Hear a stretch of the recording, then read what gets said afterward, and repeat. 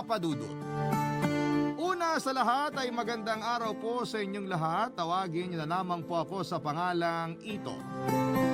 Florito po ang tunay kong pangalan. 50 years old sa kasalukuyan. Ang kwento ko po ay nangyari 5 taon na ang nakakalipas. 45 years old po ako noon.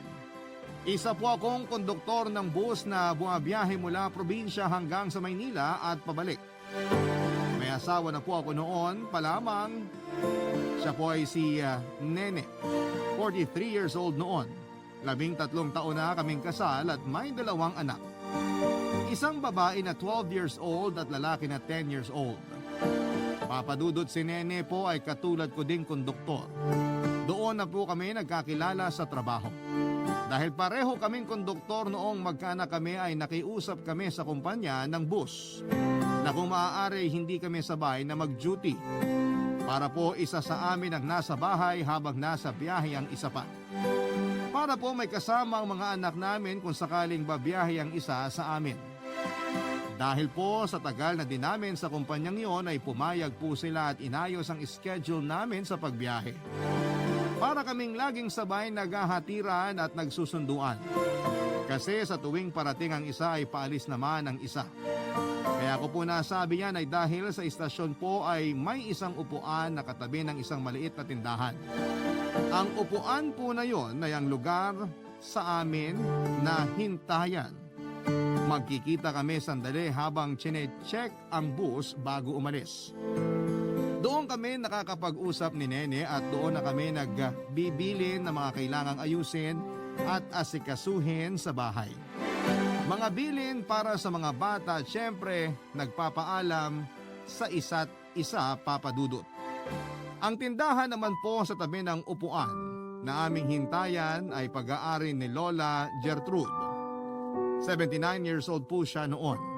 Ang tindahan niya ay sari-sari store at tindahan din ng mga pasalubong.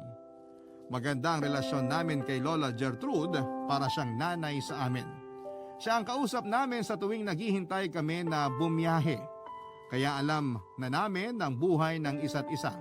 Kaya hindi na talaga iba sa amin si Lola. Papadudot ang pwestong tindahan ni Lola ay pag-aari niya.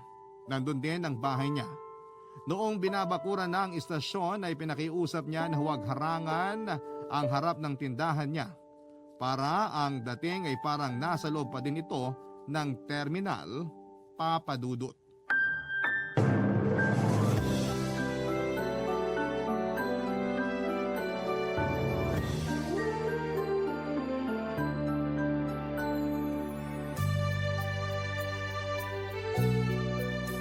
Oh, kumain ka na mabuti dyan, ha? Ubus na nga po eh. Naubos mo na? Ayakin na yung plato mo't nabalagyan ko pa. Ayos na ako Lola, busog na ako. Iba ka talaga magluto ng tsampurado at tuyo. Ano ba naman ang ipinagkaiba ng luto ko? Ang sumapa din naman ang lasa ng mga yan ay matamis at maalat. Pero masarap talaga kasi punong-puno ng pagmamahal.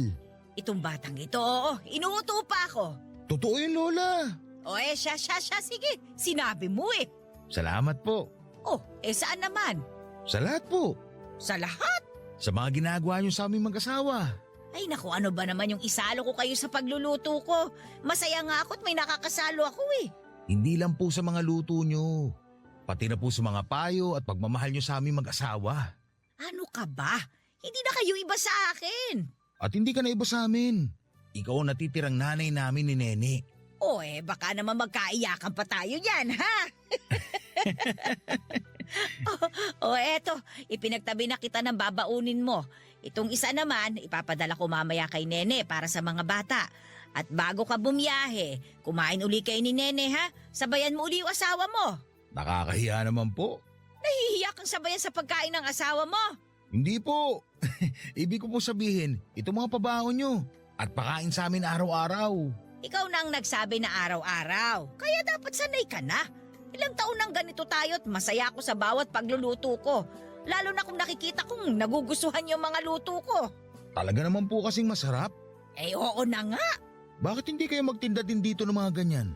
Almusal o merienda? Ay nako, hindi ko na kaya. Sa dami nitong tinda ko baka mahirapan na ako. Kung sa bagay po. O ay teka, hindi ko pa kayo nakakumusta. Kumusta kayong mag-asawa ha? Yung mga bata, kumusta na sila? Ganun pa din po. Pinagkakasya ang kinikita para sa gastusin sa bahay, sa upa at sa pangangailangan ng mga bata. Kinakapos ba kayo? Nagagawa naman po ng paraan. O paano? Nag-a-advance po kami sa opisina. O kung kinakapos na kayo, bakit hindi kayo lumapit sa akin? Naku Lola, sobra na yung nagagawa mo sa amin. Ayaw na namin makaabala palalo. Ano ba naman yung sinasabi mo? Kakasabi lang natin sa isa't isa na hindi na kayo iba sa akin at hindi na ako iba sa inyo. Bakit naiilang pa kayong lumapit? Baka abusado na po kami masyado. Ano pa yung sinasabi mo? Ibig sabihin lang yan Iba pa talagang tingin nyo sa akin. Hindi naman Lola. O pues, sa susunod na mga ilangan kayo, ay ako muna ang lapitan ninyo.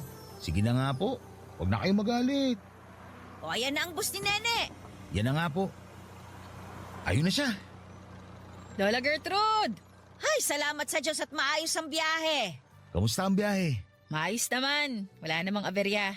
O maiwan ko muna kayo diyang mag-asawa ha. Kukuha lang ako ng tsampurado para mainitan naman ang sikmura ni Nene. O itong baon mo, baka makalimutan mo ha. Nene, itong isa naman iwi mo para sa mga bata. Ay, salamat la. O siya, sandali lang. Nakaayos ng mga kailangan ng mga bata. Mga alas 7 mo na sila gisingin. Kasi wala silang klase ng alas 7. Alas 9 na ang klase nila ngayon. Ganun ba? May kailangan bang bayaran? Yung kuryente lang. Nandun na yung pambayad sa ibabaw ng aparador. O sige, ako nang bahala. Kamusta ka? Ayos naman. Walang bago. Pagod pero masaya naman. Tiis lang. Di ako umaangal ha. Masaya ako at para sa atin naman ang lahat ng to. Medyo mahirap yung hindi tayo nagkakasama ng buo pero kakayanin natin to. Oo. Salamat sa pangunawa. Ano bang sinasabi mo? Masaya ako sa lahat na nangyayari sa atin. Heto na ang mainit at tsampurado. Papadudot maraming kwento sa bawat biyahe namin sa bus. May mga masasaya, nakakatawa, malulungkot, nakakatakot at kung ano-ano pa. Ganon din naman ang buhay namin. Medyo hirap pa kaming bumawi dahil sa mga naging pangangailangan noong mga panahon na yon. Lalo pa't naglalakihan na ang mga anak namin kaya mas lumalaki na ang mga gastusin para sa kanila. Hindi sila maluluhong bata pero ang gastusin sa pag-aaral nila ay medyo palaki kasi ng palaki. Pero hindi ako nawawala ng pag-asa na matatapos din ang lahat ng pagsubok na dinaranas namin. Ang isa sa mga gusto kong matapos na ay ang pagsasalita namin ng schedule ni Nene. Dahil gusto kong maging normal naman na magkakasama kaming pamilya lalo na sa mga espesyal na okasyon. Lalo na ang mga kaarawan ng bawat isa. Alam ni Lola Gertrude ang lahat ng kwento sa buhay namin. Kaya naman lagi siyang nakaagapay para pagaanin ang nararamdaman namin ni Nene. May mga pagkakataon na sobrang ininda ko yung mga pasok namin sa buhay, kaya muntik na akong sumuko. Pero dahil sa payo ni Lola Gertrude, ay muling lumakas ang loob ko kaya ang laki ng utang na loob at pasasalamat ko sa kanya. Hindi din po perpekto ang relasyon namin ni Nene. Nagkakaroon din kami ng hindi pagkakaunawaan pero dahil kay Lola ay mabilis naming naaayos ang lahat. Hindi lang mga payo ang naibibigay niya sa amin. Napapasaya niya pa kami sa mga kwento niya at syempre sa mga masasarap na niluluto niya sa tuwing madaling araw para sa aming buong pamilya. Sobrang mahal na mahal kami ni Lola Gertrude. Mabait naman siya sa iba pero iba talaga ang antas ng pagmamahal at pagtrato niya sa amin. Para niya kaming mga tunay na anak. Ang mga anak naman namin ay siya na ang nakilalang Lola dahil hindi na nila naabutan ang mga magulang namin ni Nene. Mabuti na naman namin or muli na naman naming naramdaman ang pagmamahal sa amin ni Lola Gertrude nang minsang ma-stranded ng biyahe namin dahil sa landslide. Sobrang nag-alala si Nene noon at halos hindi alam ang gagawin. Pasalamat talaga ako at nandun si Lola para alalayan at damayan si Nene ng panahon na yon.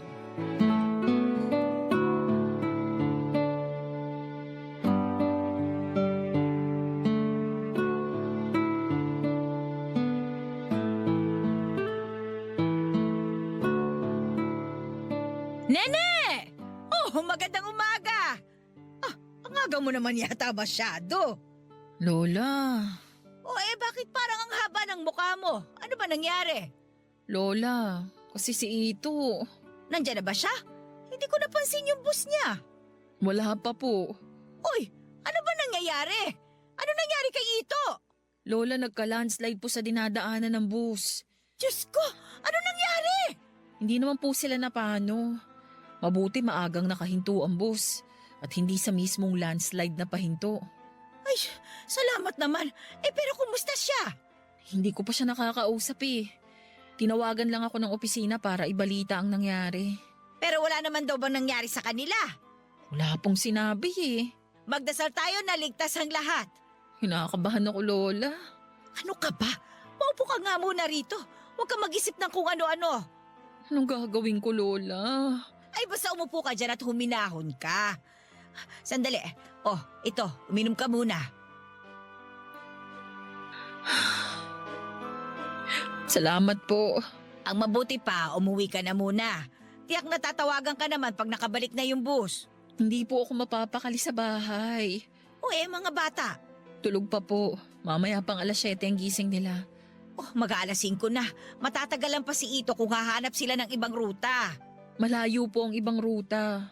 Ang importante, alam natin na maayos sila. Kaya huwag ka na masyadong mag-isip. Opo, pipilitin ko po. Ayaw mo bang umuwi muna? Maghihintay na po muna ako ng balita. Susubukan ko din pong tawagan si Ito maya-maya. Hindi kasi siya sumasagot eh. Baka naman may inaayos lang. Hintayin mo na lang at tatawag din yun. Lola, si Ito. Sagutin mo na. Hello? Nene, Ito, anong nangyari sa inyo? uminahon ka. Ayos naman kami. Sigurado ka? Oo, medyo malayo kami doon sa binagsakan ng landslide. Ay, salamat sa Diyos. Huwag ka na mag-alala. Hindi ko lang masagot ang tawag mo kanina kasi naiwan ko sa loob ng bag itong cellphone. Kinailangan namin lumabas. Pinalabas ko muna ang mga pasahero. Kumusta naman ngayon? Eto, nakabalik na lahat sa bus. Wala nang nahuhulog na lupa o bato. Medyo payapa na. Paano mangyayari? Iikot ba kayo? Sabi dito, padating na daw ang mga maglilinis ng kalye. Anong plano nyo? Hihintayin na lang namin maklaro ang kalye at masabing ligtas na. Kasi kung iikot kami, ilang oras din. Kaya hihintayin na lang namin ito. Sige, basta maayos ka. Kumusta daw si Ito? Ay, nandito si Lola. Kausapin mo. Nasa istasyon ka na? Oo, hindi ako mapapakali sa bahay eh. Eto si Lola. Hello, Ito! Kumusta ka? Mabuti naman, Lola. Ligtas naman kami. Ay, salamat naman sa Diyos. Nag-aalala kasi itong si Nene eh. Kayo na po muna ang bahala sa kanya, ha? Oo, sige. Basta mag-iingat ka dyan, ha? Opo, Lola. Salamat po. Eto na uli si Nene. Hello? Matatagalan pa kami dito. Umuwi ka na muna. Pero, Hindi ako makakabalik sa oras. Walang kasama ang mga bata. Walang mag-aasikaso sa kanila bago pumasok. sige, uuwi na ako. Basta mag-iingat ka ha. Sige na, ingat ka rin pa uwi, ha? Sige, Ano daw? uwi na po muna ako. Mabuti pa nga. Mamaya dadaan ako sa inyo. Ihahatid ko itong niluluto ko. Nakakahiya naman, Lola. Di nasayang naman itong niluto ko. Basta umuwi ka na at dadaan ako doon mamaya. Sige na at baka magising na ang mga bata. Salamat, Lola. Papadudot na intindihan ko si Nene sa sobrang pag-aalala niya sa akin. Kasi kung baliktad ang sitwasyon at ako ang nasa katayuan niya, ay mas aligaga pa siguro ako. Alam ko ang nararamdaman ni Nene kaya noong umayos na ang sitwasyon, maya't maya ay tumatawag ako sa kanya. Binabalitaan ko siya sa progreso ng nangyayari sa amin. Sinabihan ko siya na baka hindi na ako makatawag dahil paubos na ang baterya ng cellphone ko. May iba po kasing pasahero na walang cellphone ang nakikigamit para sabihan ang mga kamag-anak nila. Kaya mabuti na yung unahan ko siyang maabisuhan kaysa mag-isip na naman siya ng kung ano-ano kapag biglang hindi na ako tumawag. Natapos ang araw na yon, kahit nakahinto lang kami ay sobrang pagod na naramdaman ko. Ganon po talaga siguro kapag may kasabay na pag-aalala. Si Nene naman ay hindi sinasabi sa mga anak namin ang mga nangyari at mabuti na yung ganon, kesa naman pati yung mga bata ay mag-alala din. Nakabalik naman po kami ng maayos kasabay ng mga pasahero. Naitawid namin sila sa hindi magandang pangyayari at ganoon din kami ng driver ng bus. Dahil po sa delay ng mga biyahe ay mababago ang pag-alis ng bus. Damay kaming mag-asawa sa pagbabago na yon. Hindi muna babiyahe ang bus at maghihintay ng 1.5 araw bago muling umalis para sumakto sa tamang oras ng totoong biyahe nito. Palilipasin daw muna ang 1 araw para magkaroon din ng pagkakataon, Papa Dudut, na ma-check ang mga bus. Kaya dahil doon ay mababawasan ang sasahurin naming mag-asawa ng mga panahong yon, Papa Dudut. Barangay Love Stories. Barangay Love Stories. Kahit na ganon ang nangyari, Papa Dudut, ay sinamantala na namin para makapagsama-sama kaming pamilya. Kumbaga po ay bittersweet ang nangyari. Kasi bawas ang sweldo pero masaya naman ang mga anak namin. Siyempre pati na rin kaming mag-asawa dahil mas mahabang oras ang pinagsaluhan namin. Dahil may konting pera naman ay namasyal kami at minsan lang naman mangyari yon kaya sinamantala na namin para sa mga bata. Matapos ang aktibidad namin ay dumalaw naman kami kay Lola Gertrude. Hindi lang kami ang naging masaya ng araw na yon kundi pati si Lola. Dahil noon lang din niya kami nakasamang buo ang pamilya. Ang dating bahay ni Lola ay may kalayuan sa istasyon kaya noong makita niya ang lupang katabi ng istasyon noon ay inupahan niya yon. At paglaon ay nabili niya. Kaya matagal na talaga si Lola sa lugar na yon. Kahit mag-isa lang si Lola sa bahay niya ay hindi naman kami nag-aalala dahil halos nasa loob naman siya ng istasyon. At ang istasyon ay 24 oras na binabantayan ang ng mga nagsasalitang security guard na hindi din iba ang tingin sa kanya dahil nga sa pinapakain niyang mga ito. Hindi ko makalimutan ang saya ni Lola ng araw na yon, Papa Dudut.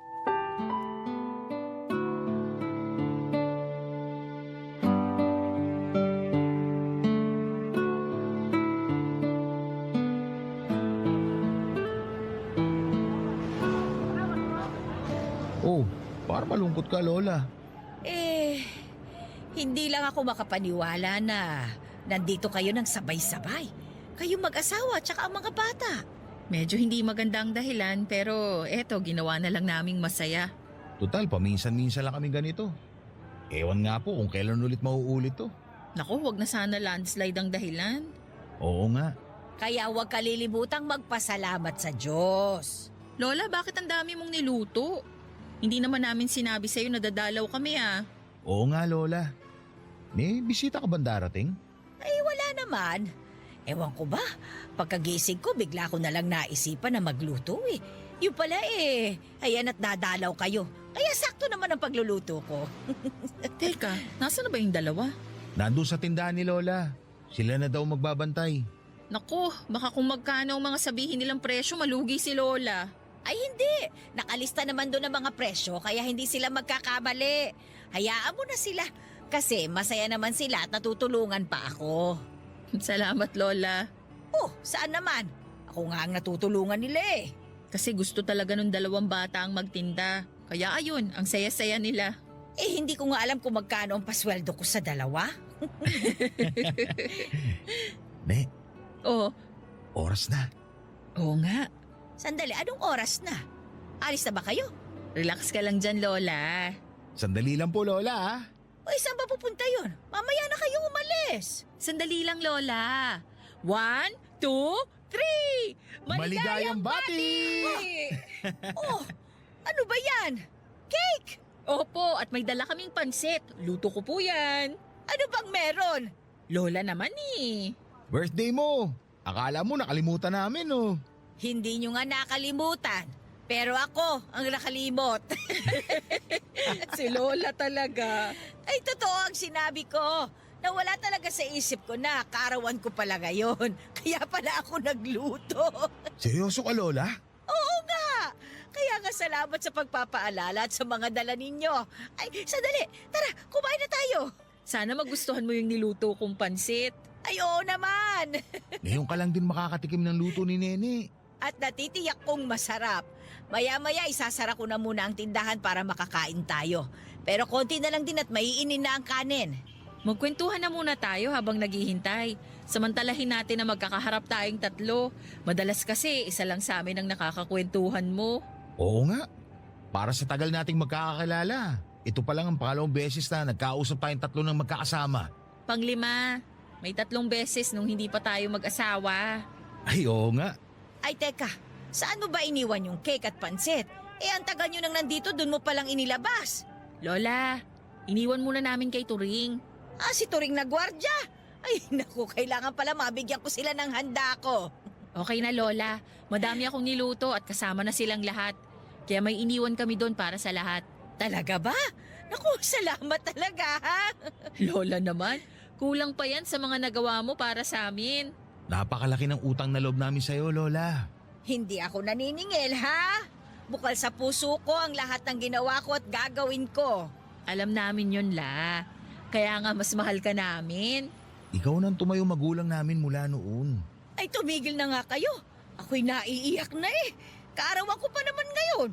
Ay, sorry Lola. May isa lang akong tanong. Ano po yun? Wala ba kayong dalang lobo?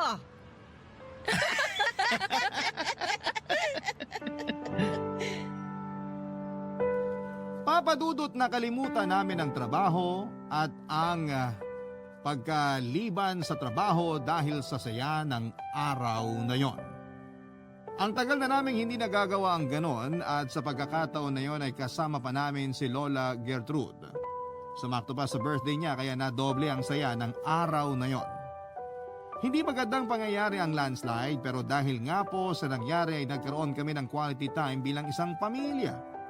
Ang mga anak namin ay parang mga batang paslit ulit dahil ang naramdaman nilang saya ay hindi matatawaran. Kasama nila ng sabay ang nanay at tatay nila makalipas ang mahabang panahon.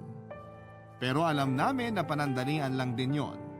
Matapos ang buong araw na yon ay babalik uli sa normal na kami sa normal naming setup.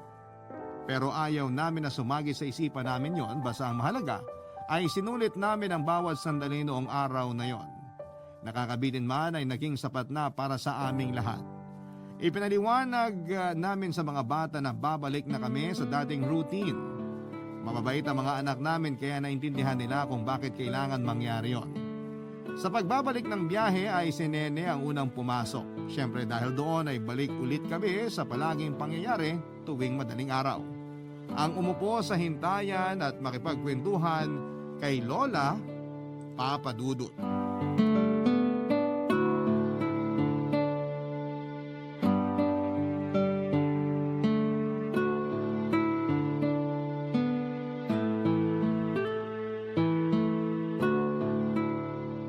O heto, naglugaw ako. Masarap yan. Sigurado naman po talaga. Wala naman kayo nilutong hindi masarap. Ayan ka na naman eh. Ay Lola, hindi ako magsasawang ulit-ulitin. Ay nako, iba na nga lang ang pag-usapan natin. Kumusta kayo nung umuwi kayo kahapon? Diretso pa din ang saya. Sinulit po talaga namin ang bawat minuto na magkakasama kami. Ako din naman nagpapasalamat. Saan po? Dahil isinama ninyo ako sa masayang araw na yon. Aba dapat lang naman. Dahil kayo ang lola, nanay at best friend namin. Sana'y maulit agad yun ano. Pero sana hindi sa hindi magandang dahilan. Oo nga po eh. Ay hayaan mo, mangyayari uli yun. Mamarapatin uli ng Diyos na mangyari yun. Oo nga po. Aba itikman mo na nga yung lugaw at baka lumamig. Oo nga pala. Walang palya lola. The best pa din. Nako, ayan ang tubig. Salamat lola. Mamaya na ako magtitimpla ng kape at mainit din naman yung kinakain mo.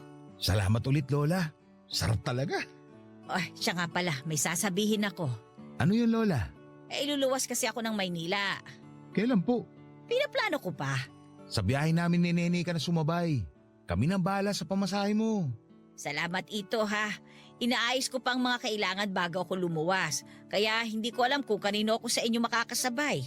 Siyempre kahit kanino sa amin kayo makisabay, hindi namin kayo pababayaan. Alam ko naman yon.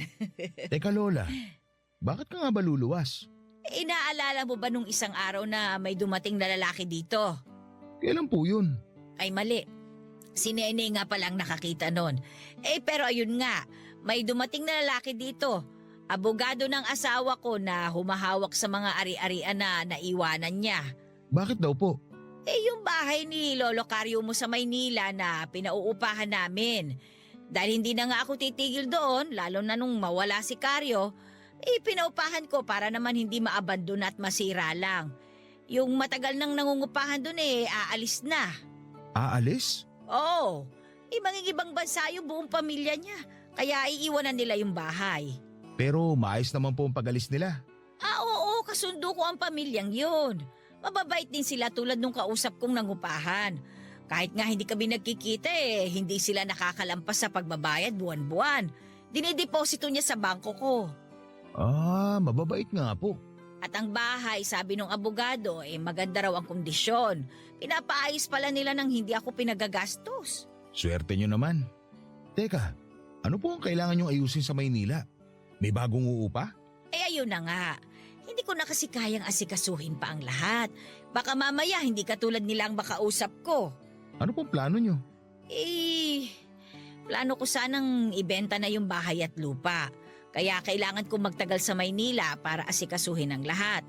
Kawawa naman ang abogado ko, magpapabalik-balik pa dito para lang sa mga kailangang pirmahan. Kung sa bagay po, saan kayo titira? Gusto kong lumuwas sa araw ng pag-alis ng mga dating nangungupahan. Una, para makapagpaalam at saka makapagpasalamat ako sa pag-aalaga nila doon sa bahay. Pangalawa, para doon ako titigil muna sa bahay habang inaayos pa ng abogado ko yung mga kailangan. Pero mag-isa kayo dun. Ay naku, wag mo ko alalahanin at may kakilala pa naman ako doon. Buhay pa naman ang ilang mga kaibigan namin ni Caryo, kaya wag kang mag-alala. Pero syempre, wala nang gamit sa bahay pagdating nyo. Meron pa. Iniwan na rin nila ang mga gamit at hindi naman nila mabibit-bit yun sa ibang bansa. Paano po yung mga gamit pag binenta nyo na? Naisip ko na nga yan. Ipapadala ko dito yung mga kayang ipadala at ibibigay ko sa inyo. Oh, Wag ka na magtaka. Kayo lang naman ang tinuturing ko kamag-anak dito Isa pa, kumpleto naman ako dito sa bahay. Kaya sa inyo ko na ibibigay ang mga yon. nakakahiya naman po pero salamat Lola. Hiya-hiya, ikaw bata ka? Pipingutin ko yung tenga mo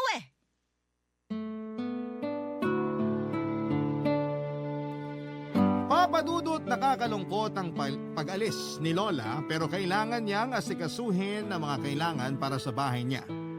Kung pwede nga lang na kahit isa sa amin ni Nene ay mag-absent para lamang masamahan si Lola ay gagawin namin. Kaso ang dami pong dahilan kaya medyo mahirap mangyari. Una ay wala nang rerelyebo sa amin dahil sakto lang ang dami ng konduktor sa biyahe ng bus. Nang sabihin ko kay Nene ang plano ni Lola ay hindi din niya maiwasang malungkot. Kaya nung umalis na ako para bumiyahe ay sila naman ni Lola ang nag-usap. Tulad ko ay ganoon din ang naramdaman ni Nene, may halong pag-aalala at lungkot dahil wala kaming makakausap sa hintayan namin habang wala si Lola. Hanggang sa nangyari na ang plano. Kinailangan nang umalis ni Lola at sa biyahe ni Nene siya nakasabay. Ang bus kung saan kami nagkukonduktor ay parang bahay na din namin dahil 24 oras kaming nandun. Kaya naman kami ni Nene ay inaasikaso namin ang lahat na parang bisita namin sa bahay. Siyempre si Lola Gertrude ay mas espesyal ang trato ni Nene. Noong makarating sa istasyon sa Maynila ay alala si Nene dahil maghihiwalay na sila ni Lola. Ang dami daw bilin ni Nene kay Lola at si Lola naman ay natatawa na lang. Pakiramdam daw niya ay pupunta siya sa ibang bansa dahil sa mga pagkaaligaga ni Nene. Hanggang sa dumating ang kinabukasan at madatnan ako ni Nene sa hintayan namin na tahimik at mag-isa. Malungkot dahil wala akong kakwentuhan sa tindahan ni Lola. Kaya naman si Nene ay ganon din ang naramdaman. Nang makabalik naman ako sa amin ay nakita ko si Nene mula sa hintayan namin na para bang nakayuko. Doon ko nalaman na nahihilo pala ito ng mga sandaling yon, Papa Dudut. Barangay Love Stories. Barangay Love Stories. Papadudot nalaman ko doon na nahihilo pala si Nene, kaya gano'n na lamang ang pag-aalala ko sa kanya. Sinabi ko sa kanya na umuwi na lamang at magpahinga sa bahay at ako na ang sasalo sa biyahe niya. Pero dahil 24 oras din akong bumiyahe ay hindi pumayag si Nene. Naintindihan ko ang ibig niyang sabihin na huwag ko nang saluhin ang biyahe niya dahil kung ako din naman yon ay hindi ako papayag na 48 hours siyang nasa biyahe. Hindi na muna ako umuwi hanggat hindi nakakasakay si Nene at mga ilang minuto naman bago sumakay sa bus ay medyo umayos na ang pakiramdam niya. Nagbiro pa nga siya na baka kasi wala siyang kakwentuhan dahil wala si Lola kaya daw siguro yun ang dahilan kung bakit siya nahilo. Kahit natatawa ako sa joke niya ay hindi pa din ako kampante na aalis siya. Sabi ko ay mag-absent na lamang ako pero wala ngang rerelyebong iba at sayang daw ang kikitain ko sa araw na yon. Kaya ang katapusan ay bumiyahe siya at umuwi ako. Hindi naman ako mapakali sa bahay at kada oras ay nagte-text ako sa kanya kung okay lang ba siya. Tumatawag din ako para lang alamin ang kalagayan niya. Ng mga oras na yon, Papa Dudut.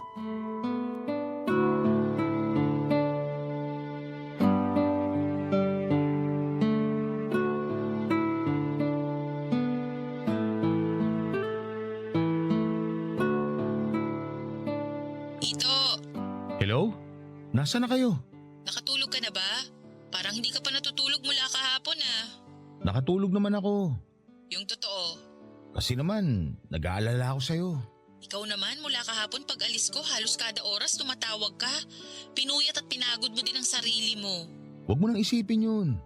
Ikaw ang gusto kong malaman kung kumusta na. Nahilo ko pa din ba uli? Hindi na. O eto nag-aayos na lang ng konti dito sa estasyon sa Maynila. At maya-maya aalis na din tong bus. Mabuti naman. Dito, 12 oras ang biyahe namin pabalik. Sana naman ay itulog mo yon bago ka pumunta ng estasyon dyan sa atin. Nakatulog naman ako. Kahit putol-putol, nakapagpahinga naman. Ito, ang pagtulog ang pagpapahinga ng utak sa maghapong pag-iisip. Paano makakapagpahinga ang utak mo kung isip ka ng isip kahit natutulog? Sige na, itutulog ko na ito mamaya. Aantayin ko na lang na makalabas kayo dyan sa istasyon. O siya, basta ipangako mong matutulog ka ha. Nang diretso at huwag pagising-gising. Opo, Ikaw talaga? kamusta ka na ngayon? Katatanong mo lang yan kanina ha. Wala lang, gusto ko lang malaman. O para mapanatag ka, may ipapakausap ako sa'yo. Ipapakausap? Sino? Basta, Sandali, ayoko na sorpresa. Sino yan? sandali lang. O eto na siya. Hello? Lola? Oh, parang nagulat ka naman. Masaya lang po. Pauwi na kayo? Oo, Ay, salamat naman. kumusta ka naman? Mabuti Lola. Panatag na ako kasi may kasama na si Nene pabalik dito. Oo, nagulat din siya nung makita niya ako eh. Nakakatuwa naman at pabalik na kayo. Mas natutuwa ako. Nangulila ako sa inyo, nangulila ako sa tindahan ko, at nangulila ako sa istasyon dyan. Naku Lola, hinahanap ka na ng lahat dito. Namiss na rin nila ang mga niluluto mo. Sabihin mo maghintay sila at magpapakain ako sa kanilang lahat. Parang ang saya niyo Lola. Ay kasi maganda ang kinalabasan ng pagpunta ko dito sa Maynila. Bakit Lola? Naayos namin lahat ng abogado ang mga kailangan. May bumili na din kagad ng lupa at bahay. Kaya eto, masaya ako at hindi ako masyadong nagtagal. Akala ko kasi mahihirapan ako sa pag-aayos ng lahat eh. Eh mabuti pala at inasikaso na lahat ng abogado ko. Kaya puro papirma na lang at pakikipag-usap ang ginawa ko. Wow, magandang balita nga yan. Kaya yung sorpresa ko sinasabi sa iyo, ay nako, masaya din ako at naiayos namin. Namin? Oo, Nino po? ng abogado ko. Abogado? Sandali Lola, naguguluhan ako. Ano pong kinalaman ng abogado sa sorpresa nyo? Ay nako, basta malalaman mo na lang pagbalik ko dyan. Sige na nga po. Kahit naman mangulit ako, hindi nyo din naman sasabihin eh. Kaya hihintayin ko na lang kayo. Oo, eto at paalis na yung bus. Oh, eto na si Nene. Hello Nene. O paalis na kami kaya huwag ka na mag-isip. Magpahinga ka na. Oo, kampante na ako at nandyan na si Lola at may kasama ka. Oo nga. Teka, may nasabi ba sa'yo si Lola tungkol sa sorpresa niya? Naku, ayaw niyang sabihin. pagbalik niya dyan sa atin. Si Lola talaga. Oh, paalis na kami. Magpahinga ka na at magkita tayo mamaya. Babay na. O, eto si Lola. Ito! Oy, sige, magkita na lang tayo Ah!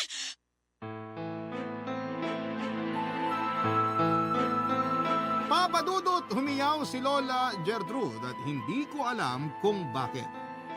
Naibaba niya din ang tawag kaya wala na akong narinig pa.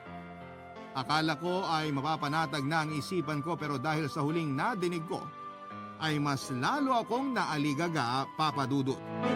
Agad ako nagpunta sa kapitbahay at ibinilin sandali ang mga anak ko. Matapos yun ay tumakbo na ako sa istasyon at gusto kong alamin sa opisina kung may balita na sila sa bus ni na Nene. Hindi po kasi sinasagot ni Nene ang telepono niya, kaya naman mas lumakas ang kaba ko. Mga ilang minuto pa ay nakabalita na ang opisina. Sumagot na sa kanila ang driver ng bus.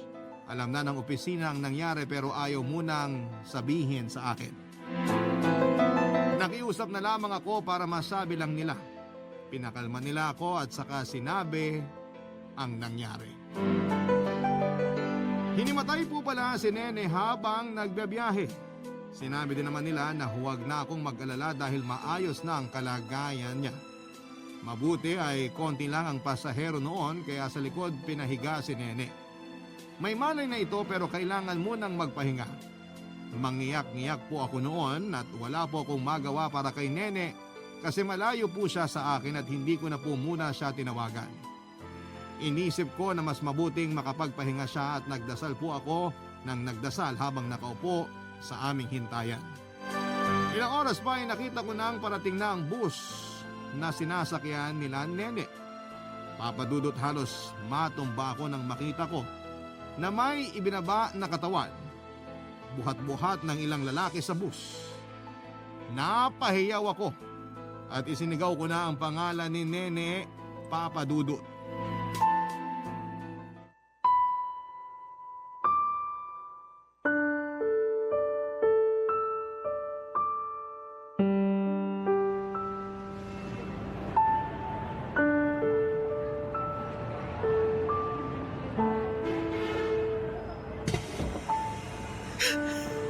Nene!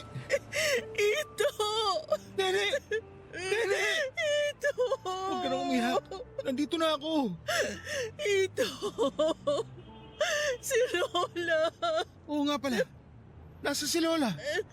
Ito! Wala na siya! Ano? Katawan niya yung ibinaba at dinala sa opisina. Ano? Bigla na lang sumakit ang dibdib niya habang binabantayan niya ako. Ako yata ang may kasalanan. Masyado ata siyang nag-alala sa akin. Hindi naman siguro. Lola. Uminahon ka. Baka kumapano ka din. Nung manikip ang dibdib niya, itatakbo pa dapat namin siya sa ospital. Pero sinabi ni Lola na wag na. Nararamdaman na daw niya na hindi na siya aabot. Pinilit ko siya pero nakiusap siya sa akin. Idiretso na lang daw namin ang biyahe at gusto niyang makabalik siya dito agad. Diyos ko, Lola. Ano nangyari sa'yo? Hindi ko siya iniwan. Marami siyang gustong sabihin pero sabi ko huminahon na lang para hindi manakit lalo ang dibdib niya. Ano ba nangyari kay Lola? Bakit siya nagkaganon? Inamin niya na sa Maynila palang hinahapo na siya. Kaya nagmamadali din siyang ayusin lahat at gusto niyang makauwi agad. Dahil alam niya daw na mangyayari ito. Bakit hindi niya sinabi sa atin? Ewan ko kay Lola. Sana sinundo ko na lang siya. Lola! Ito, may sinabi sa akin si Lola. Tungkol saan? Tungkol sa pagbebenta niya sa bahay. Ano daw yun? Ito, kaya pala ibinenta ni Lola ang bahay. Dahil yung pinagbentahan, gusto niyang ibigay sa atin. Para daw magamit natin sa pag-aaral ng mga bata hanggang makapagtapos sila. Ano? Yan ba yung sorpresa na sinasabi niya? Kung papipiliin ako, hindi ko pipiliin ang sorpresa niya. Mas gugustuhin ko na mabuhay na lang si Lola. Alam ko, hindi nang hiling ko. Diyos ko. Nung mahimatay ako, hindi niya ako iniwan. Hawak niya ang kamay ko habang bumabiyahe kami. Tiniis niya siguro yung nararamdaman niya dahil nag-aalala siya sa akin. Pero hindi niya na kinaya. Lola, mahal na mahal ka namin. Laksan natin ang loob natin. Kailangan nating ayusin ang lahat para kay Lola. Oo, Pero huwag mong kimkimin. Kailangan mo ding mailabas ang nararamdaman mo. Nene. Patay na si Lola. Isipin na lang natin na tahimik na siya. Na mas maayos na ang pupuntahan niya. Wala na siyang magiging problema. Kaya pala kahapon, Anong ibig mong sabihin? kahapon, hindi ako makatulog dahil sa pag-aalala sa'yo. Hindi ko alam, parang lumapapikit ako. Parang nakita ko si Lola. Sinabi na wag daw ako mag-alala at magiging maayos ka. Saka siya nagpaalam. Diyos ko. Ginabayan ako ni Lola. Hanggang sa huli, hindi niya tayo pinabayaan. Hanggang sa huli. Paglilingkuran natin siya. Tayo lang ang kamag-anak niya. Kaya tayo lang ang mag-aasikaso sa kanya. Nandiyan na pala ang ambulansya. Halika na. Lola. Laksan mo ang loob mo. Kailangan tayo ni Lola. Oo. Papadudot ang sorpresang sinasabi ni Lola ay ang pag-iwan sa amin ng pinagbentahan niya ng bahay. Kaya pala minadali niya na maayos ang lahat dahil mawawala na pala siya. Ang pinagbentahan ng bahay ay para daw sa mga anak namin. Pero hindi siya nawala na walang iniwan sa aming mag-asawa. May bank account na iniwan si Lola na sinabi niya sa abogado na ibigay sa amin sa oras na mawala na siya. Malaking halaga ang laman ng nasabing bank account. Nakasaad pa sa huling habilin ni Lola na para daw yon sa retirement namin. Kami na raw ang bahala kung ano man ang gusto namin gawin sa pera. Para sa amin daw talaga ang halagang yon. Ang bahay at tindahan ni Lola ay pinangalan niya din sa aming mag-asawa. Sa totoo lang, kahit na wala ang mga iniwan ni Lola Gertrude, ay asikasuhin pa din namin siya sa huling sandali niya hanggang sa mailibing. Kaya ginugol namin ang buong panahon namin para mabigyan ng magandang pamamaalam si Lola Gertrude. Papadudod sa kasalukuyan ay 5 taon na kaming hindi nagkokonduktor na mag-asawa. Si Nene po ay tinuloy ang tindahan ni Lola. Doon na din po kami nakatira sa bahay ni Lola Gertrude sa loob ng istasyon. Binitawan na namin ang dating inupahan. Ako naman po ay nasa bus line pa rin po. Pero hindi na bilang isang konduktor kundi bilang empleyado na sa opisina.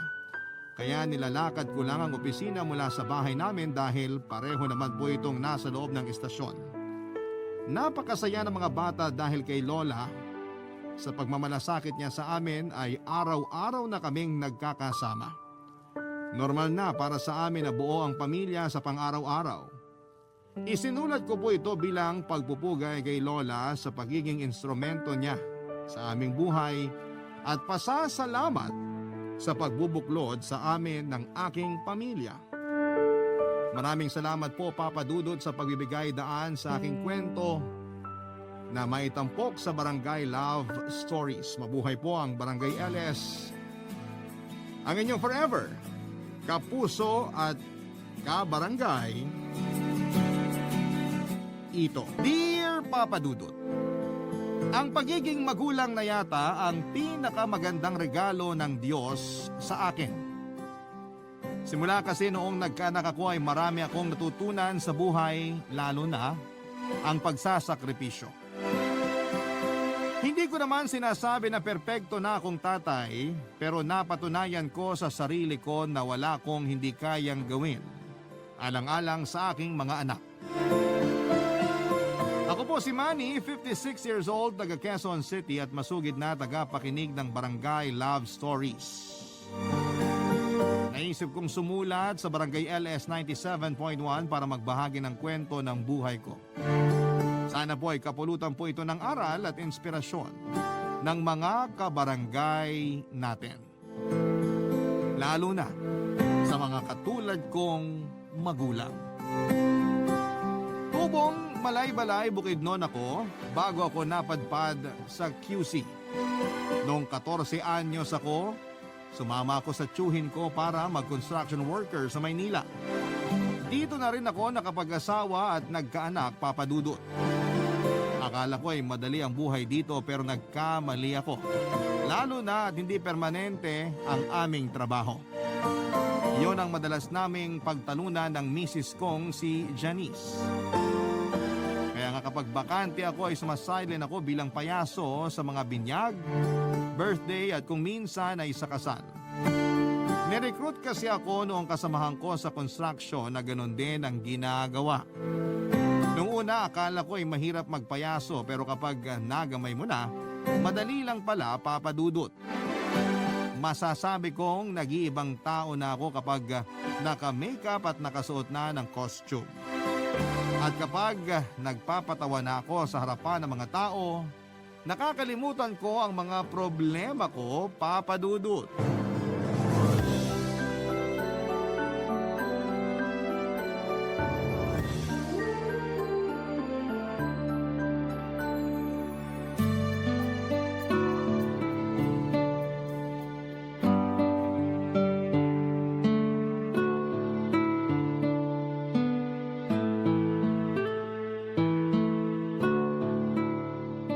Teka, paubos na pala itong nilalagay ko sa muka. Kailangan kong bumili ng bago kasi may show ako sa susunod na linggo. Ano na naman yung nadidinig ko na bibilihin mo, Manny? Ikaw pala, mahal. Yung nilalagay ko sa muka. Kasi may show ako next week. Naimbitahan ako dun sa binyag ng anak ng kasamahan ko sa construction. Magkano naman ibabayad nila sa'yo dyan?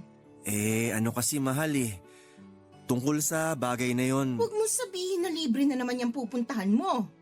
mag-aabot na lang daw ng ulo ng lechon yung kaibigan ko pambayad. Bigay daw ng tsuhin niya yun pandagdag handa nila. Medyo kinapos kasi sila sa budget. Hindi na isama yung para sa payaso. Ulo ng lechon? Ano namang gagawin natin doon? Pwede nating ulamin yun ng ilang araw.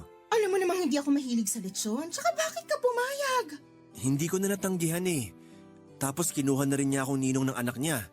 Sabi ko yun na lang regalo ko. Ay, naku naman! Hayaan mo na, minsan lang naman. Anong minsan? Nung nakaraang nagpayaso ka, hindi ka rin binayaran. Umuwi ka pa ritong gutom na gutom kasi naubusan ka ng pagkain dun sa birthday na pinuntahan mo. Nagsorry naman yung kumare natin, mahal. Tsaka kinabukasan, inabutan naman niya ako ng mga inani nilang papaya at kamatis. Ayos na rin kasi naigulay natin, di ba? Ay, hindi yun ayos kasi hinahayaan mong bayaran ka lang ng kung ano-ano ng mga kakilala mo. Di mo man lang ba naisip na kailangan din natin ng pera? Naisip ko naman yon. Kaya nga nagsisikap ako sa pagtatrabaho sa construction kung hindi ako nagpapayaso. Dapat kasi mag-construction ka na lang kaysa magpayaso. Wala ka namang napapala sa kakaganyan mo. Oh, tapos ngayon, gusto mong bumili ng panlagay sa mukha mo pero wala ka namang kita dyan. Ay, hirap kasi sa'yo, Manny. Puro kakawang gawa. Mabubuhay ba ng pagkakawang gawa mong pamilya natin? Mahal, sana naman papunta yung usapan nating to. Saan pa ba? Di sa dapat nitong tumbukin. Baka nakakalimutan mo. May pamilya kang binubuhay. Hindi na nga sapat yung kinikita mo sa pagkukonstruction tapos naghahanap ka pa ng pagkakagastusan. Mabuti sana kung may kinikita ka dyan sa pagpapayaso mo. Wala naman. Marami naman ako napapasayang mga bata. Kaya ayos na rin yun, mahal. Hindi tayo mabubuhay ng pagpapasaya mong yan. Kaya kung ako sa'yo, tigilan mo na yung pagpapayaso. Mahal naman. Huwag mo nga ako matawag-tawag na mahal. Hindi ka pupunta doon sa binyag ng anak ng kaibigan mo. Kung gusto nila ng payaso, bayaran ka nila. Pero naka-oo na ako. Nakakahiya naman kung aatras ako. Ay, wala akong pakialam. Tsaka sila dapat ang mahiya. Kasi gusto pala nila ng payaso sa binyag ng anak nila. Di sana, pinag-ipunan nila. Hirap sa mga taong yan, ginagamit yung pinagsamahan nyo para makalibre. Kung gusto nila, sila na lang yung magpayaso, nakatipid pa sila. Janice naman eh. Seryoso ako sa sinabi ko. Pag nalaman kong pumunta ka sa binyag na yun, mananagot ka sa akin. Ay, Mabuti pa, maghanap ka na lang ng ibang mapagkakakitaan kaysa magpayaso. Tsaka kung tutuusin, hindi ka naman magaling. Hindi ka nakakatawa. Sobra ka naman magsalita. Matagal ko na kayang ginagawa ang pagpapayaso. Matagal na nga, pero parang tanga pa rin. Hindi ka naman magaling umarte. Sobrang OA. Hindi naman yata tama na insultihin mo yung trabaho ko. Ay, trabaho palang tawag mo dyan? Para ka kasing naglalaro lang. Kasi kung trabaho nga yan, sana kumikita ka ng pera. Kaso hindi. Dagdag gastos pa. Ang hirap-hirap na nga ng buhay. Bilang padre di pamilya, masakit sa akin na hindi ko kayang ibigay ang pangangailangan ng mga anak ko. Yun bang kahit na anong pagsisikap ko sa buhay, kulang na kulang pa rin ang mga pagsasakripisyo ko. Kulang na lang ay gawin kong araw ang gabi para lamang magtrabaho, pero madalas ay hindi pa rin sapat ang pera na nailalagay ko sa bulsa. Kaya lagi kami nag-aaway ni Janice. Bagay na hindi rin lingid sa kaalaman ng panganay naming anak na si Elsie Papadudut. Sa totoo lang ay nahihiya ako sa panganay ko kasi naiintindihan na niya ang buhay namin. At alam niya ang rason kung bakit kami nagtatalo ng nanay niya. Mahal na mahal ko ang mga anak ko. Sila ang buhay ko. Sila rin ang dahilan kung bakit ako nagsisikap. Kaya nga kahit na ano pang mga masasakit na salita ang sabihin sa akin ni Janice ay hindi ko na lamang masyadong dinadamdam. Sa halip ay mas lalo akong nagsika para maging mabuting tatay sa mga anak ko. Buti na lang kahit papaano ay biniyayaan ako ng maunawaing anak. At kahit na hindi ko na ibibigay sa kanila ng kapatid niya, ang lahat ng bagay sa mundo ay hindi naging mapaghanap, ang panganay ko, Papa Dudut.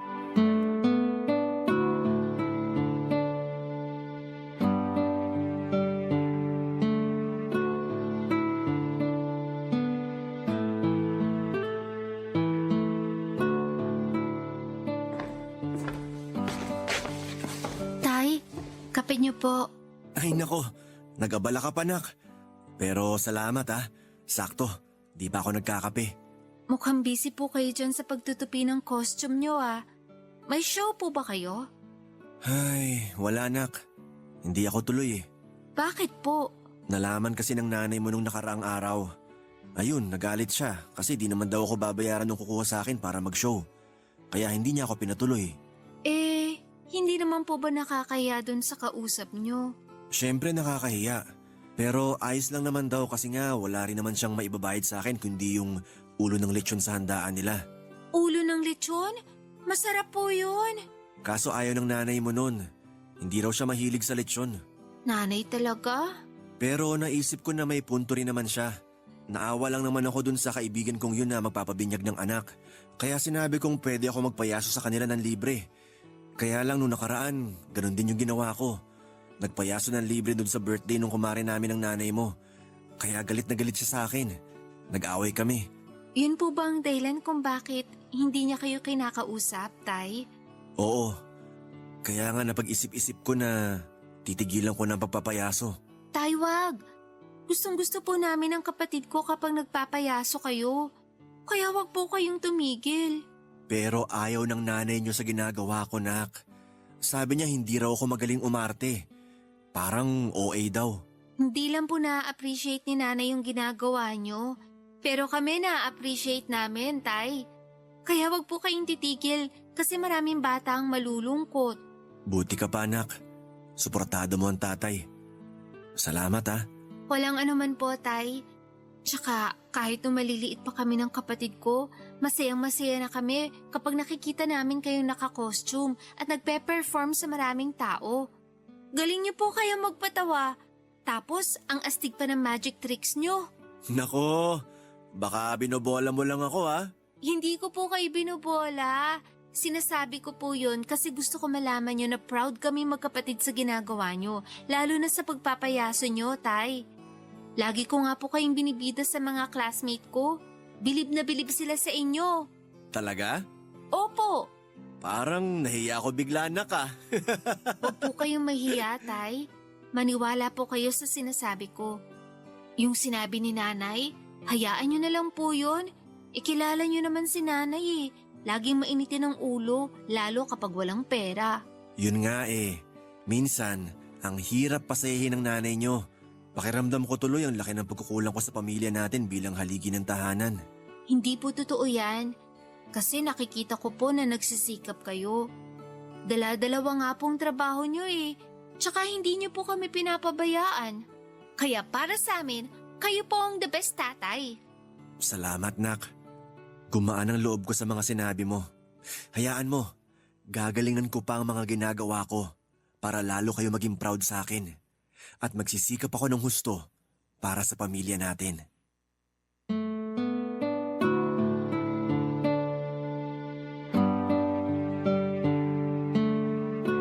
Nakilala ko si Janice noong araw dito sa Maynila.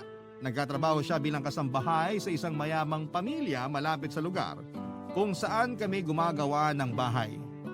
Maganda ang misis ko, morena at may dimple sa kanang pisngi. Nagkagustuhan kami hanggang sa nabuntis ko siya.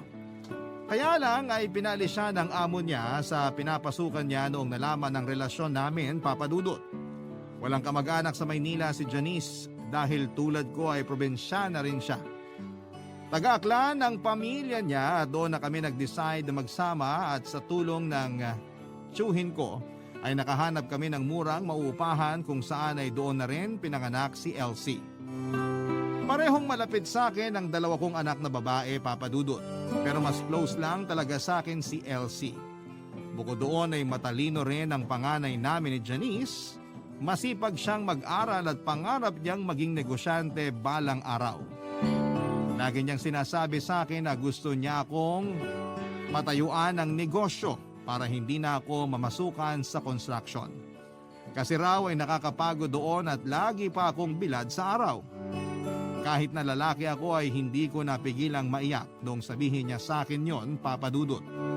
At bilang tatay ay pinangako ko sa sarili ko na pagtatapusin ko ng pag-aaral ang mga anak ko para matupad ang mga pangarap nila sa buhay nila, Papa Dudut.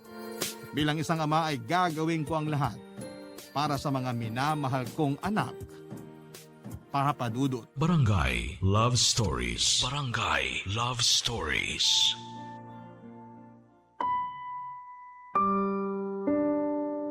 Minsan, bago ako matulog sa gabi ay lagi akong nagdarasal sa Diyos na sana'y magkaroon ng himala. Yun bang pagising ko sa umaga ay maayos na ang buhay namin? Pero imposible namang mangyari yon dahil lahat ng umaasenso sa buhay ay masipag at nagsisikap. Kaya yon ang eksakto kong ginawa pero nahihirapan lang ako kapag si Janice na yung mismong hindi sumusuporta sa akin sa mga ginagawa ko. Lagi niya kasi akong kinukutya sa pagpapayaso ko, kaya naman nasasaktan ako. Pero para sa akin ay marangal na trabaho yon, Papa Dudut. Kung sa bagay, hindi ko naman masisisi si Janice kung ganon na magmaliit siya sa hanap buhay ko. Para sa kanya ay hindi yon maipagmamalaki sa ibang tao. Ang hirap din naman kasing mag-apply ng disenteng trabaho lalo na at elementarya lamang ang natapos ko sa pag-aaral. Pero buti na lamang at naunawaan ng panganay namin ang aming buhay. Kaya nga Papa Dudut, naging katulong ko na rin siya sa paghahanap buhay kahit na nag-aaral pa lamang siya sa kolehiyo. Madalas siyang umi-extra bilang waitress sa catering business ng kaklase ko. At pagkatapos na kapag kailangan nila ng payaso ay kinukuha nila ang serbisyo ko, Papa Dudut.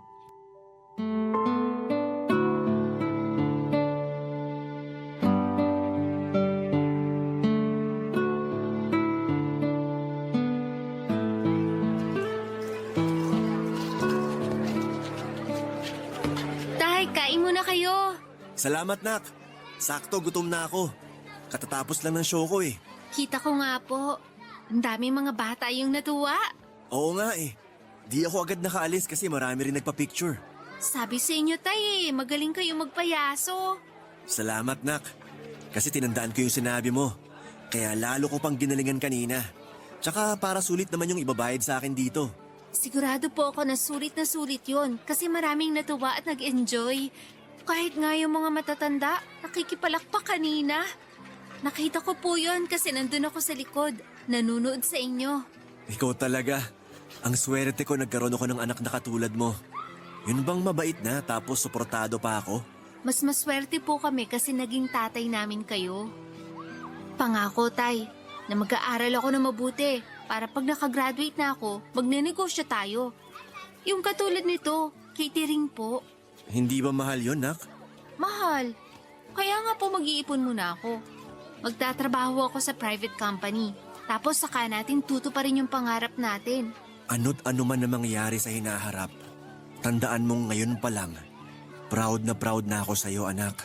Alam ko naman po yun, Tay. Pero syempre, gusto ko pa rin umasenso tayo para hindi na tayo kapusin sa pangangailangan natin. At para hindi na rin po kayo lagi nag-aaway ni Nanay. Gusto ko po kayong tulungan sa pagtatrabaho. Ito pa lang pag-working student mo, malaking gaana sa amin. Pero sana, wag mo masyadong madaliin ang pagkatrabaho at pagkita ng pera. Kasi habang buhay ka naman magkatrabaho, lalo na kapag nakagraduate ka na.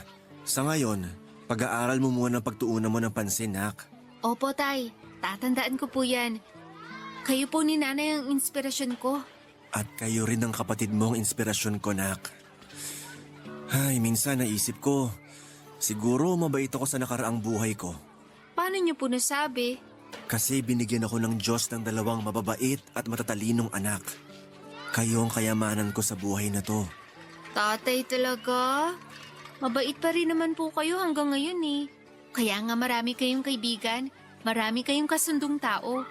Pero sabi ng nanay mo parang nasobrahan daw ako sa pagiging mabait kasi madalas na raw akong naaabuso. Hindi naman po talaga mawawala yung mga mapang-abusong tao. Pero kung ang gusto nyo lang tumulong sa kapwa nyo, wala pong masama dun. Siguro, madala na lang kayo kapag inabuso kayo ng tao kahit na isang beses pa lang yun. Ganyan nga yung ginagawa ko para di na rin kami madalas nagtatalo ng nanay nyo.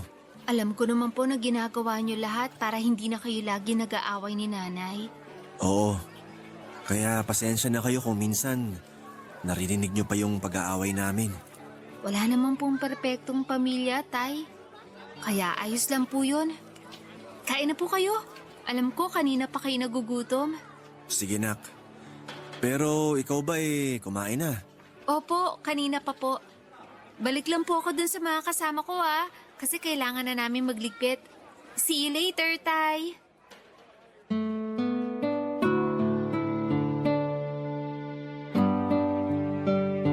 Aminin ko na gumaan yung nararamdaman ko ng oras na yon matapos naming mag-usap ni Elsie at masaya ako na meron akong anak na katulad niya. Sabi nga nila higit pa sa anumang yaman sa mundo ang pagkakaroon ng mabuting mga anak kaya araw-araw kong pinagpapasalamat sa Diyos na binigyan niya ako ng pribilehiyo na maging isang ama. Simula noon ay naging magkatulong kami ni Elsie sa paghahanap buhay para sa aming pamilya. May mga pagkakataon na hindi na siya humihingi sa akin ng baon dahil may kinikita naman siya kahit papaano mula sa pagsasideline niya, Papa Dudut.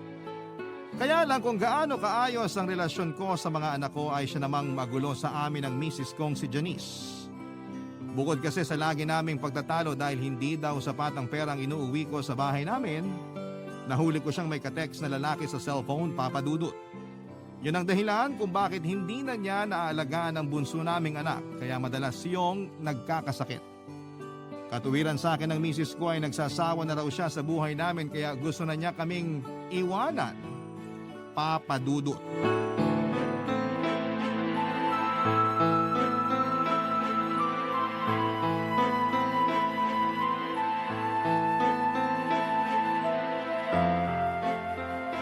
Ayoko na sa pamilyang to. Gusto ko na umalis. Janice naman! Ano ba pinagsasabi mo? Hindi ka ba makahalata? Sawang-sawa na ako sa pagiging mahirap natin, Manny. Ayoko na ng buhay natin. At saan ka pupunta kung aalis ka? Sige nga! Doon sa katext mong lalaki? Ha? Tama ako, no? Sasama ka sa lalaking yon. Eh ano naman kung sasama ako sa kanya? Iiwan mo kami ng mga anak mo? Bakit hindi? Eh puro na lang naman kayo sakit sa ulo. Puro lang naman kahirapan na papala ko sa inyo. Lalo na sa'yo, Manny. Sana talaga din na lang ako nagpakasal sa'yo eh. Huwag mo namang sabihin yan. Baka marinig ka ng mga anak natin. Wala akong pakialam kahit marinig nila ako. Bakit? Nahihiya ka ba? Ayaw mo malaman kung gaano kapulpul ang tatay nila? Sumusobra ka na sa mga sinasabi mo sa akin, ha? Tama lang naman yung mga sinabi ko Nasasaktan ka? Kasi totoo. Pulpul ka. Wala kang kwentang padre de pamilya. Tumigil ka na! Ano gagawin mo sa akin? Sasaktan mo ko? Sige, subukan mo. Subukan mo para ipabarangay kita. Nay? Tay? Ano po nangyayari dito? Yung tatay mo, sasaktan ako. Tay, totoo po ba yun? Hindi totoo yun, Nak. Ano ba pinagsasabi mo? Ginawa mo pa akong bayolente sa harap ng anak natin. Bayolente ka naman talaga. Kunwari ka pang mabait. Nay, bakit pa kayo ganyan kay tatay? Ano bang kasalanan niya sa inyo? Kasalanan niyang mahirap lang siya. Ayaw tuloy, damay tayo. Lalo na ako. Kaya ayoko na dyan sa tatay mo. Iiwan ko na kayo. Nay, nasisiraan na ba kayo ng ulo? Siraulo na ako, siraulo. Mahiya nga po kayo. Gusto niyo kaming iwanan kasi hindi maibigay ni tatay ang luho niyo? Hindi niya naman po tayo pinababayaan Hindi nga. Pero kulang na kulang yung perang binibigay niya. Masyado lang po kayo mapaghanap, Nay. Hindi kayo marunong makontento. Anong sinabi mo? Bawiin mo yun, Elsie. Hindi ko po babawiin yon kasi totoo naman yung sinabi ko. Bakit? Masama na ba maghangad na magandang buhay? Hindi po. Pero maaatim niyo ba talaga kaming iwanan para sa magandang buhay na sinasabi niyo? At gaano kayo kasigurado na magiging maganda nga ang buhay niyo? Ano ibig mo sabihin? Kasi baka makarma kayo sa gagawin niyo sa pamilya niyo. Ngayon, kung ayaw niyo pa rin magpaawat, bahala na po kayo. Hindi naman namin kayo mapipigilan Matanda na kayo. Elsie, tama na yan. Janice, huwag mo kaming iwanan ng mga anak mo. Nakikiusap ako sa'yo. Kahit alang-alang sa mga anak natin. Hiyang-hiya kami noon kay Elsie dahil kailangan pa niyang pumagitna sa away naming mag-asawa para lamang tumigil kami, Papa Dudut. Aaminin ko na kapwa kami nadala sa aming mga damdamin ni Janice kaya kung ano-ano ang mga masasakit na salita ang nasabi namin para sa isa't isa. Kahit ako ay hindi ko nakilala ang sarili ko sa paraan ng pananalita sa aking asawa. Kaya noong ma-realize ko yun ay humingi kaagad ako ng dispensa kay Janice at sa anak namin. At tila maging si Janice ay tinablan din sa mga sinabi ni Elsie kasi tinigilan na niya ang pakikipag-usap sa lalaki niya. Hindi niya rin kami iniwan tulad ng sinabi niya kaya naman kahit papaano ay nakahinga ako ng maluwag.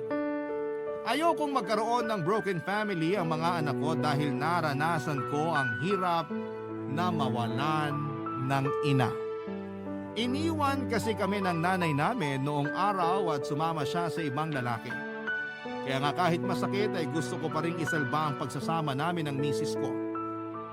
Pero noong unti-unti nang umaayos ang lahat sa aming pamilya, ay saka naman kami binigyan ng matinding pagsubok na masasabi kong nagpaguho sa mundo ko bilang isang ama. Isang araw ay nakarating sa akin ang balita na nasagasaan ang bunso namin habang naglalaro sa kalsada. At wala na po itong buhay nung sinugod sa ospital, Papa Dudut. Barangay Love Stories. Barangay Love Stories. Galit na galit ako kay Janice dahil pinabayaan niya ang anak namin. Pero noong makita kong maging siya ay nagluluksa sa pagkawala ng aming anak ay napagtanto ko na hindi patas na isisi ko sa kanya ang lahat. Aksidente po ang nangyari at walang may gusto. Mabuti na lamang at nakipag-areglo ang nakasagasa sa anak namin at tinulungan kami sa mga gastusin mula burol hanggang sa pagpapalibing. Kaya lang ay sobrang sakit na mamatayan ng anak, Papa Dudut. Sa kabila ng lahat ay nagpatuloy ang buhay namin at may punto na naging malamig ako kay Janice. Inabala ko sa pagtatrabaho ang sarili ko para maitaguyod ang pag-aaral ni Elsie at lumalaki kasi ang mga gastusin niya sa kolehiyo at kailangan niyang mag-focus sa pag-aaral niya. Kaya ako na mismo ang nagsabi sa anak ko na tumigil na muna sa mga sidelines niya at ako na lamang ang magtatrabaho. Paraan ko na rin yon para mas maging laging abala nang hindi ko laging naiisip ang pagkawala ng bunso namin. Isang gabi ay kinausap ako ni Janice, Papa Dudut.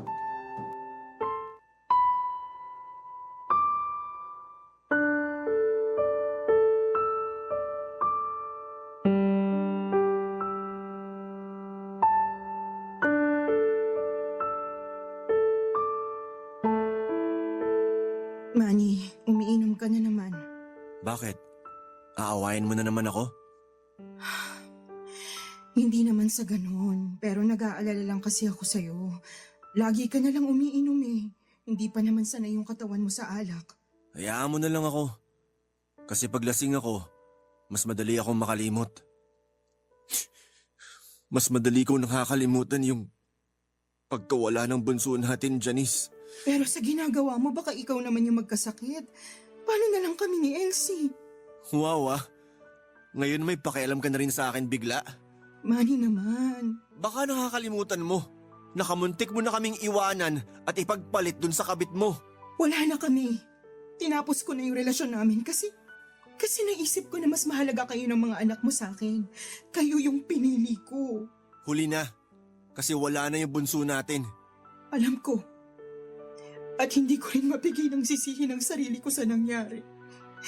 Naisip ko na baka karma ko to kasi nagawa kitang lukuhin noon eh. Tapos, naisip ko pa na iwanan kayo para lang sa pesteng pangarap ko na umasenso at guminhawa ang buhay. Ang sama-sama kong ina, kaya kinuha sa akin yung anak ko.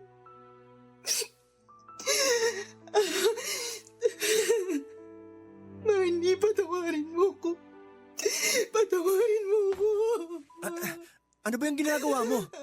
Bakit ka lumuluhod? Kasi ang laki-laki ng kasalanan ko sa inyo. Lalo na sa iyo. Hindi ko tinapad yung pangako natin sa harap ng Diyos na magsasama sa hirap at ginawa. Masyado ako naging mahina at nagpadala sa tukso. Tumayo ka na nga dyan. Halika, maupo ka sa tabi ko. Sana ako na lang yung nawala imbis yung bunso natin. Huwag mong sabihin yan. Kailangan ka pa namin ni Elsie. Hindi pwedeng pati ikaw mawala rin. Pero pakiramdam ko wala akong kwentang ina. Ay, wala namang perpektong magulang. Kahit ako, pakiramdam ko, wala rin akong kwentang ama. Kasi hindi ko kayo maiahon sa kahirapan. Pero laging pinapaintindi sa akin ng mga anak mo, lalo na si Elsie, na hindi masamang maging mahirap, basta nagsusumikap. Kaya nga kahit paano, gumagaan yung loob ko. At mas lalo akong nagiging porsigido sa trabaho. Nakikita ko naman yung pagsisikap mo para sa pamilya natin eh. Pero naging makasarili ako. Hindi ko inisip yung hirap mo kasi mareklamo ako asawa. Imbes na tulungan at suportahan ka, minaliit kita. Pati na rin yung mga trabaho mo na kung tutuusin marangal at disente. Oo, aaminin ko na nasasaktan ako pag nakakarinig ako ng hindi magagandang salita galing sa'yo. Pero hindi ko na yun masyadong iniisip. Kasi kung magpapaapekto ako dun, baka lalo lang akong panghinaan. Tsaka nakaraan na yun eh. Ang mahalaga yung ngayon. Yun bang magkakasama tayo? Pangako, babawi ako. Gagawin ko lahat para maging mabuting asawa sa'yo at nanay kay Elsie. Patawarin niyo lang ako. Hindi naman kami galit sa'yo. Hindi ka rin namin sinisisi sa pagkawala ng bunso natin. Aksidente ang nangyari. Walang may gusto nun.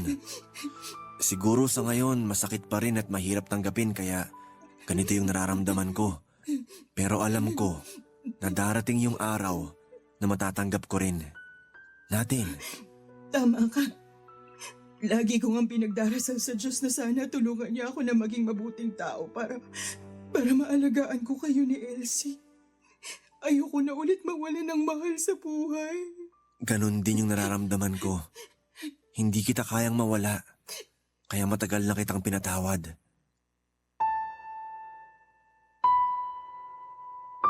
Mahal ko si Janice. Siya pa rin ang babaeng pinakasalang ko noon sa huwes at nanay ng mga anak ko.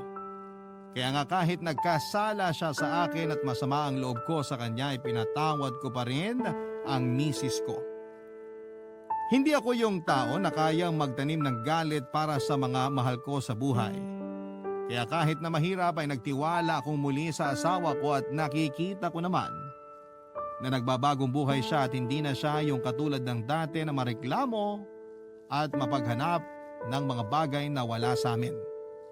Nagtitiis na rin siya at tinutulungan ako sa pagtataguyod sa aming pamilya. Kaya naman masaya na rin ako, Papa Dudut. Hindi nga nagtagal ay natupad ang matagal ko ng pangarap sa buhay. At yon ay noong nagtapos sa kolehiyo si Elsie. Ako ang kasama niyang umakyat sa entablado para sabitan siya ng medalya noong graduation niya. At masasabi ko, Papa Dudut, na isa yon sa mga pinaka hindi ko malilimutang alaala sa buhay ko. Pangalawa sa araw na isinilang siya. Proud ako sa anak ko kasi nagbunga na rin ang pagsisikap niya. Hindi ko inobliga si Elsie na tumulong sa amin ng nanay niya pero siya ang nagsabi sa amin na hindi niya kami pababayaan. Kaya nga noong nakapagtrabaho na siya ay binigay niya sa amin lahat ng unang sweldo niya. Pero tinabi namin yon ni Janice sa loob ng 8 taon. Alam kasi namin na may mga importanteng pwedeng paggamitan ng pera pagdating ng tamang panahon.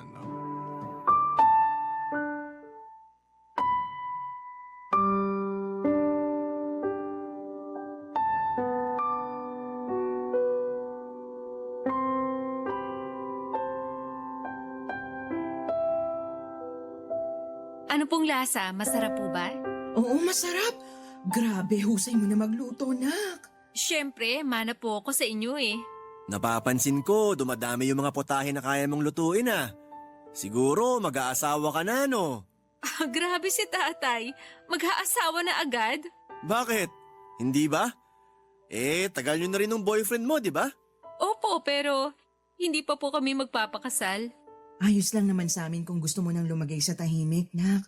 Kaya na namin ng tatay mo yung mga sarili namin. Tama ang nanay mo. Tsaka boto kami dun sa boyfriend mong yon. Mabait, magalang, at nakikita namin na mahal ka. Salamat po, tay. Pero hindi pa nga po kami magpapakasal. Ni hindi pa nga namin naisip yon. Bata pa po kami. Bata pa ba yung 26? Opo. Tsaka marami pa po akong pangarap na gustong tuparin, Nay. Isa na po dun yung negosyong gusto kong itayo para sa pamilya natin. Tay, tandaan niyo pa po ba yon? Negosyo? Opo, yung gustong-gusto kong negosyo na pinag-usapan natin noon. Yung catering service? Opo, matagal ko na po yung pinag-iipunan. Suportado din po ako ng boyfriend ko sa plano kong yon. Pero nak, hindi ba yun mahirap? Baka kasi marami kang gastusin. Opo, pero desidido na po ako, Nay. Tsaka pwede naman tayo mag-umpisa sa maliit hanggang sa lumaki na yung negosyo natin eh. Kaya lang baka mahirapan po ako kung ako lang. Kaya nga po gusto kong hingin ng tulong nyo para sa family business nating to. Aba, ayun lang ba? Walang kaso sa akin, tutulong ako. Ikaw ba, mahal? Tinatanong pa ba yan? Siyempre tutulong din ako. Pero paano po yung trabaho nyo sa construction? Tungkol doon, nag-usap na kami ng nanay mo. Magre-resign na ako. Talaga po, Tay? Oo. Alam ko naman na matagal mo na akong gustong umalis doon. Ako lang yung makulit kasi ayoko na ikaw lang yung nagkatrabaho sa pamilya natin. Ayoko na suluhin mo yung mga gastusin sa bahay natin. Pero pinaintindi sa akin ng nanay mo na pwede pa naman akong gumawa ng ibang trabaho na hindi naapektuhan yung kalusugan ko. Mabuti naman po nakinig din kayo kay nanay. Ang tagal ko rin bago yan nakumbinse. Ewan ko ba naman sa tatay mo? Mabuti sana kung hindi hinihika. Wala naman yung sakit niyang yun dati. Tumatanda na kasi ako, mahal. Tapos mabigat na rin yung trabaho namin doon kaya ayun, humina na katawan ko. Ayoko namang magkatotoo yung minsang pinanakot ng nanay mo sa akin na baka magkasakit ako ng malala kasi hindi ako nakinig sa kanya. Hoy, hindi yun panakot. O sige na, hindi na. Masaya ako, Tay. Kasi hindi na ako mag-aalala sa inyo na baka mapano kayo kapag nandun kayo sa site. Pero maninibago ako kasi sanay sa trabaho tong katawan ko eh. Marami naman tayong pwedeng gawin dito sa bahay. Maraming kukumpunihin dyan, no? Sa bagay, medyo marami na ring sira ang bahay natin. Nung nakaraan ngang umulan may tumulo dun sa bandang kusina. Konting ingat naman, Manny. Nag-iingat naman. Kaya nga ayusin ko na yung tumutulo dun sa kisame. Basta, Tay, tulungan niyo po ako sa plano kong negosyo, ha? Kasi kapag pumatok yon, pwede na tayong makaipon para makabili ng bahay na masasabi nating atin talaga. Oo naman, nak. Maasahan mo kami dyan ng nanay mo. Idinagdag namin ang perang inipon namin mula sa mga sweldong ibinigay sa amin noon ni LC Papadudut. Labis po yung ikinagulat ng anak namin kasi hindi niya akalain na may tinabi kami mula sa mga perang ibinigay niya. Naging sapat po ang halagang yon kasama na yung inipon niya para masimulan namin ang pangarap naming catering business. Nung una ay nagsimula lamang kami sa mga paluto, kami ng asawa ko ang naging punong abala sa mga pa-order na yon hanggang sa tuluyan na ring nag-resign sa trabaho niya si LC pagkalipas ng 2 taon. Doon na po niya kami tinulungan ng nanay niya. Unti-unti pong lumaki ang negosyo namin, nag-umpisa sa maliit, kaya naman masaya kami. Bagaman may mga panahong humihina ang kita namin lalo na noong pandemic ay hindi po kami sumuko. Hindi nagtagal ay nalagpasan namin ang mga pagsubok na yon kaya mas lalong umunlad at pinagpala ang munti naming negosyo. Yun din po ang dahilan kung bakit nakapagpundar na kami ng sariling bahay at sasakyan. Malayo na kami sa dati naming pamumuhay na isang kahig at isang tuka. Pero hindi pa rin po namin nakakalimutan ang magpakumbaba. Hanggang dito na lamang ang sulat ko, Papa Dudut. Maraming salamat po kung sakaling mapili po ninyong i-area ang Barangay LS sa ang aming kwento sa inyong programa. Sana'y nakapagbigay ako ng inspirasyon sa mga kabarangay natin. God bless and more power po sa inyong programa. Ang inyong forever kapuso at kabarangay, Manny.